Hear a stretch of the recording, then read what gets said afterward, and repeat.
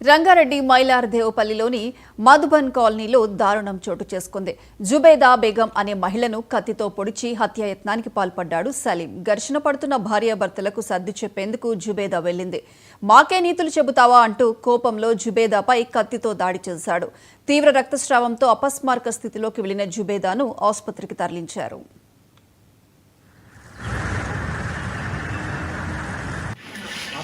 నిన్న రాత్రి 7:30 గంటలకు మైలార్దేవపల్లి పిఎస్ లిమిట్స్లో ఉన్నటువంటి మధుబన్ కాలనీలో కత్తిపోటు జరిగిందనే సమాచారంపై వెళ్ళినాము. జుబేదా బేగం అనే వ్యక్తికి ఆమెకు పక్కనున్నటువంటి వాళ్ళ తండ్రి మహారాష్ట్ర నుంచి వచ్చి భార్యాభర్తలు గొడవ పడుతున్న క్రమంలో ఈ జుబేదా బేగం ఎందుకు గొడవ పడుతున్నారని చెప్పి వెళ్ళి అడిగినందుకు కూరగాయలు కోసే కత్తిని తీసుకొని ఆమెను పొడవడం జరిగింది. ఇమ్మీడియట్ ఆమెను ఉస్మానియా హాస్పిటల్ తరలించినారు.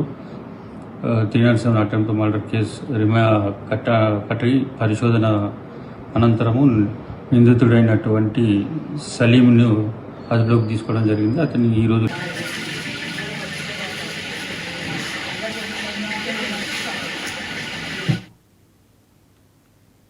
పశ్చిమ గోదావరి జిల్లా పాలకులలో గోవులు మాయమవుతున్నాయి.